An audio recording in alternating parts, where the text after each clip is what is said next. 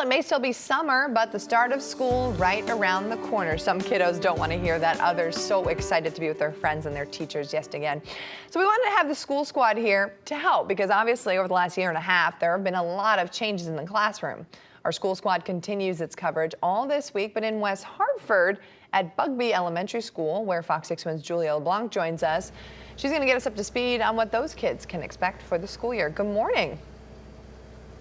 Good morning, Margot. Yeah, normally when kids are heading back to school the week before, maybe a little earlier, they get their supplies, they get their notebooks, they get their backpacks, and then they just head on to school. But this year, especially when things are ramping up with the Delta variant, parents and their kids may be wondering at this point, well, what's it going to look like when I get there? What will my classroom look like? Well, luckily, we went inside to Bugby Elementary School to help answer that question for you. You know, this year the desks are 3 feet apart instead of 6 feet, which is terrific.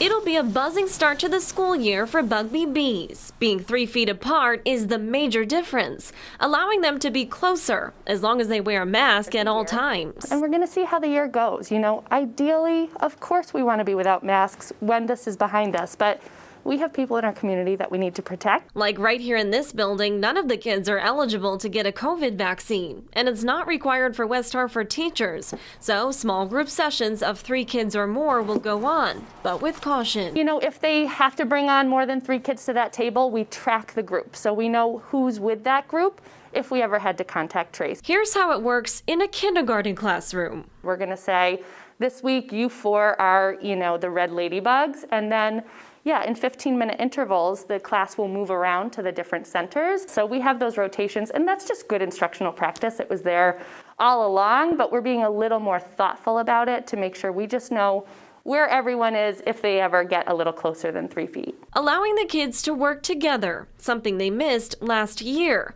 Now they're bringing back kindergarten centers and the reading carpet to get them up to speed. If I was the teacher and I was doing an activity at the whiteboard or the smart board, you know, I might ask the 3 rows in the back to come find their spots, which are already assigned on the rug, and then the 2 rows in the front can stay at their seats.